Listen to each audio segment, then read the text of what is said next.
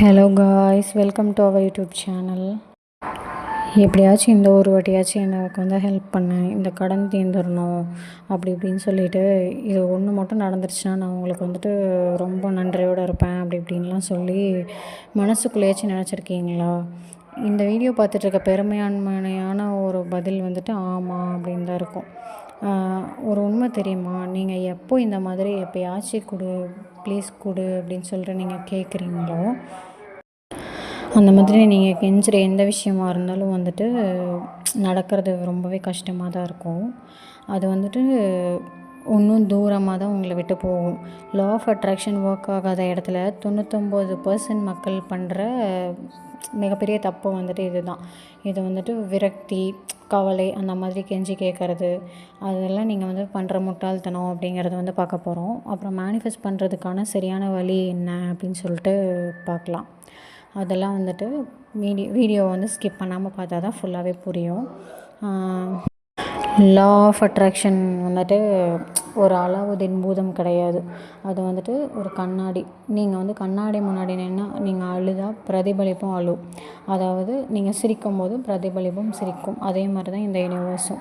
இந்த பிரபஞ்சம் உங்களோட வார்த்தைகளை கேட்காது. அது உங்கள் அதிர்வுகளையும் உணர்வுகளையும் மட்டும்தான் உணரும், கேட்கும்.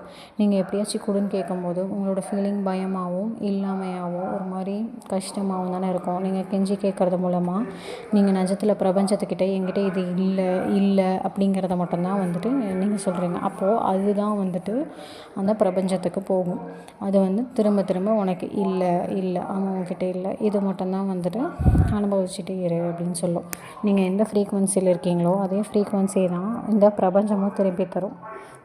யாசகம் கேட்குறவங்க அந்த பிரபஞ்சத்துக்கிட்டே எப்படி வந்து கேட்பாங்க? அது வந்துட்டு நீங்கள் யாசகம் கேட்டிங்கன்னா நீங்கள் அதிகம் இல்லாதவற்றுக்கு இருப்பீங்க.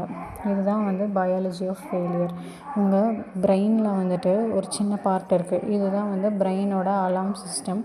ஒரு சின்ன ஃபியர்னு சொல்லுவாங்க. நீங்கள் சந்தோஷமாக இருக்கும்போது வந்துட்டு நல்லா வேலை செய்யும் உங்கள் மைண்டு. நீங்கள் க்ரியேட்டிவாக யோசிப்பீங்க, பிரச்சனைகளுக்கு வந்து தீர்வுகளை கண்டுபிடிப்பீங்க. அதுவே நீங்கள் வந்துட்டு கடவுளை எப்படியாச்சும் கொடு, இது இல்லைனா நான் இல்லை அப்படின்னு சொல்லிட்டு நீங்கள் ரொம்ப பயப்படும் போது அந்த சின்ன விஷயம் வந்து ட்ரிகர் ஆகும். இதனால் ஸ்ட்ரெஸ் ஹார்மோன் அப்படின்னு சொல்கிற கார்டிசால் வந்துட்டு உங்கள் பிரெயினில் வந்து சுரக்கும். அதனால் வந்துட்டு எந்த ஒரு விஷயமும் வந்துட்டு கஷ்டம் அப்படிங்கிறது தான் வந்து நம்ம மைண்டில் வந்து தோணும். அதனால் வந்துட்டு எப்பயுமே வந்துட்டு ரொம்ப பாசிட்டிவாக வந்து திங்க் பண்ணோம் அப்படின்னு சொல்லுவாங்க. எந்த பணத்துக்காகவோ வேலைக்காகவோ கெஞ்சும்போது உங்கள் பயாலஜி வந்துட்டு பயம், மனம் மற்றும் பண அழுத்தம் அந்த சூழ்நிலையை வந்துட்டு உருவாக்கிறது. மனித உடல் தசை எலும்புகள் கிடையாது, அது பயோ எலக்ட்ரிக்கல் ஃபீல். அது வந்து பாசிட்டிவிட்டியை அட்ராக்ட் பண்ணும். நீங்கள் சந்தோஷமாக நன்றி உணர்வோடு இருக்கும்போது உங்கள் எனர்ஜி ஃபீல்டு வந்து எக்ஸ்பேண்ட் ஆகும். அது ஒரு ஸ்ட்ராங் வரவேற்கும் காதம் மாதிரி ஆக்ட் பண்ணி நல்ல விஷயமான வாய்ப்புகளையும் சரியான மக்களையும் வந்து அட்ராக்ட் பண்ணும். அது வந்துட்டு உங்கள் எனர்ஜி ஃபீல்டு வந்து சுருங்கி குழப்பம் அதிகரிக்கும். அதனால தான் வந்து எப்போயுமே பாசிட்டிவாக இருக்கணும் அப்படின்னு சொல்லுவாங்க. சரி தான், நான் எவ்வளோ ஃபோர்ஸ் கொடுத்தாலும் அது விலகி தான் போகும். நீங்கள் என்கிட்ட இல்லவே இல்லை, எனக்கு கூட வேணும் அப்படின்னு பயத்தோட பதட்டத்தோடு கேட்கும்போது உங்கள் ஃப்ரீக்குவென்சி இல்லாமல் அப்படிங்கிற லோ வைப்ரேஷனில் இருக்கும். நீங்கள் வந்துட்டு சக்ஸஸ் அந்த மாதிரி நல்லா ஹை வைப்ரேஷனில் இருக்கும். அந்த மாதிரி நீங்கள் கேட்கும்போது 2 ஃப்ரீக்குவென்சியும் ஒன்றா மேட்ச் ஆகாது. நீங்கள் எவ்வளோ தான் ஃபோர்ஸ் பண்ணி ட்ரை பண்ணாலும் உங்கள் லேக் எனர்ஜி அந்த சக்ஸஸை வந்துட்டு உங்கள்கிட்ட விலக்கி அனுப்பிடும். உங்களுக்கு வந்துட்டு ரெண்டும் வந்துட்டு எக்ஸாம்பிளுக்கு பார்க்குறோம். 2 பேர் இருக்காங்க அப்படின்னா ஒருத்தருக்கு வந்துட்டு தலைக்கு மேலே 5 லட்ச ரூபா கடன் இருக்குது. 2 பேருக்குமே வந்துட்டு 5 லட்ச ரூபா கடன் இருக்குது அப்படின்னா அதை வந்துட்டு ஒருத்தன் வந்துட்டு டெய்லி தூக்கம் இல்லாமல் கண்ணை ஃபுல்லாக வந்துட்டு டயர்டாக சுற்றுறான். எப்படியாச்சும் இந்த பணத்தை கொடுத்துரு, இல்லைனா நாங்கள் வந்து காலி அப்படி இப்படின்னு சொல்லி வந்து அழுதுட்ருக்கான். ராகுல் வந்துட்டு ஃபோக்கஸ் பண்ணுற வந்துட்டு பணம் இல்லை அப்படிங்கிறத வந்துட்டு பயந்துகிட்டே இருக்கான். அது வந்து அந்த பணம் இல்லாமல் எப்படிங்கிறத வந்து தள்ளிகிட்டே போகும்.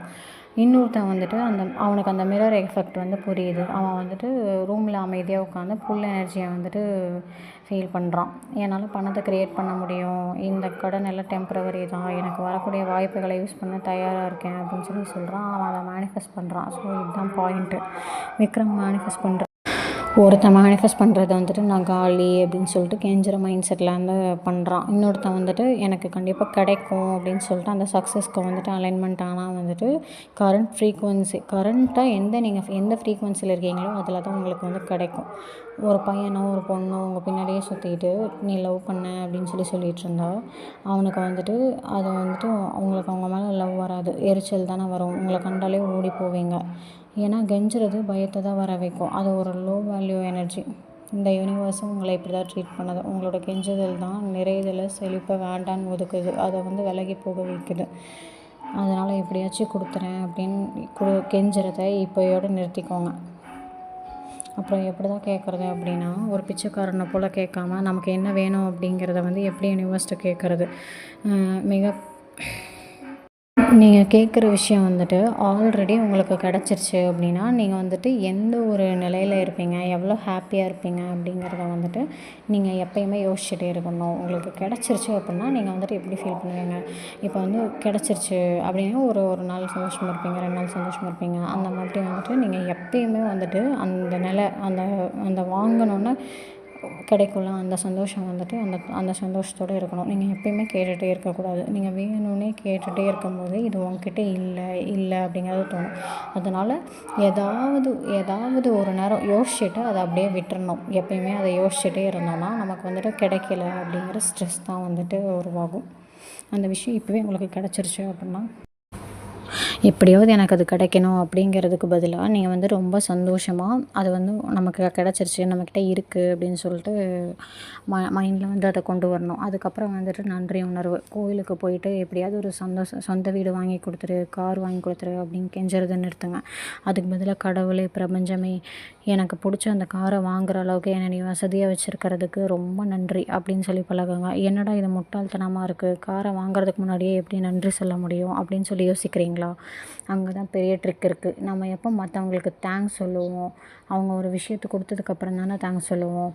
ஸோ நீங்கள் கிடைக்கிறதுக்கு முன்னாடி தேங்க்ஸ் சொல்லும் போது உங்கள் மைண்ட் ஆட்டோமேட்டிக்கலி நம்மக்கிட்ட ஆல்ரெடி இது வந்துருச்சு போல் அப்படின்னு நிறைவான ஒரு நிலைக்கு மாறிடும்.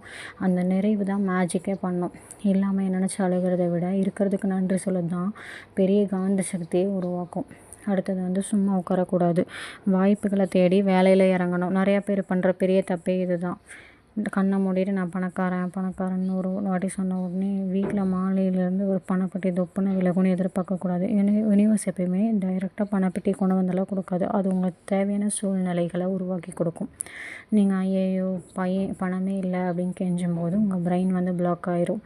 உங்கள் கண்ணு முன்னாடி ஒரு நல்ல வாய்ப்பு இருந்தாலும் அது உங்கள் கண்ணுக்கே தெரியாது. நீங்கள் எப்போ கெஞ்சுறதை நிறுத்திட்டு நன்றி உணர்வோடு இருக்கீங்களோ அப்போ வந்துட்டு உங்களுக்கு ஒரு நல்ல ஐடியாஸ் தோணும். அந்த நேரத்தில் வந்து சரியான ஆக்ஷன் எடுக்கணும். வாய்ப்புகள் வரும்போது அதை பிடிக்கிறதுக்கு நீங்கள் தயாராக இருக்கணும்.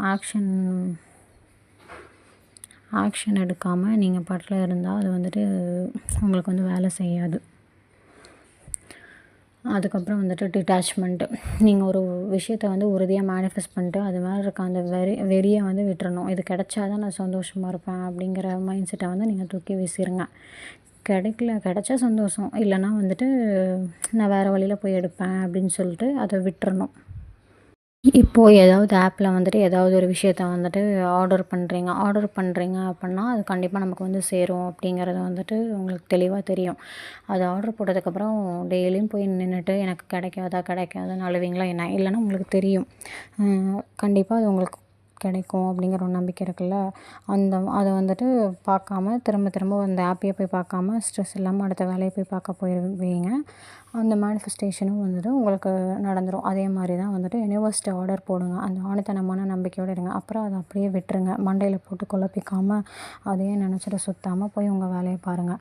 உங்கள் உழைப்பை போடுங்க. இன்றைக்கி நைட்டு நீங்கள் தூங்க போகிறதுக்கு முன்னாடி ஒரு செகண்ட் யோசிச்சு பாருங்கள். உங்கள் லைஃப்பில் வந்துட்டு நீங்கள் ஆசைப்பட்ட ஏதாவது ஒரு விஷயம் வந்து கிடைக்காம தள்ளி போயிட்டே இருக்கா? உங்கள் எனர்ஜி செக் பண்ணுங்கள். நீங்கள் வந்துட்டு ஒரு கிரியேட்டர் மாதிரி அந்த வேலையை பார்க்குறீங்களா, இல்லை கெஞ்சிகிட்டே இருக்கீங்களா? கெஞ்சுறத நிறுத்துங்க. உங்களுக்கான சக்ஸஸை வந்துட்டு நீங்களே உங்ககிட்ட வந்து கெஞ்சி வாங்க வேண்டிய அவசியம் இல்லை. அது வந்து உங்களுக்கான உரிமை. உழையுங்க, தைரியமாக தேடி போய் அதை எடுங்க. கண்டிப்பாக நீங்கள் நினச்சதை வந்துட்டு நீங்கள் அடைய முடியும். நீங்கள் என்ன ஆசைப்படுறீங்களோ அதை நீங்கள் ஆல்ரெடி அடைஞ்ச மாதிரி மனசார ஃபீல் பண்ணி நன்றி சொல்லி கமெண்ட் பண்ணுங்கள். இதுவே உங்கள் வெற்றிக்கான ஆரம்பமாக இருக்கட்டும். இந்த வீடியோ வந்துட்டு உங்களுக்கு பிடிச்சிருந்தா அதுக்கு ஒரு லைக் போட்டுட்டு உங்களோட ஃப்ரெண்ட்ஸ்க்கெல்லாம் வந்து ஷேர் பண்ணுங்கள். மறக்காமல் சப்ஸ்கிரைப் பண்ணிடுங்க. ஓகே, பாய்.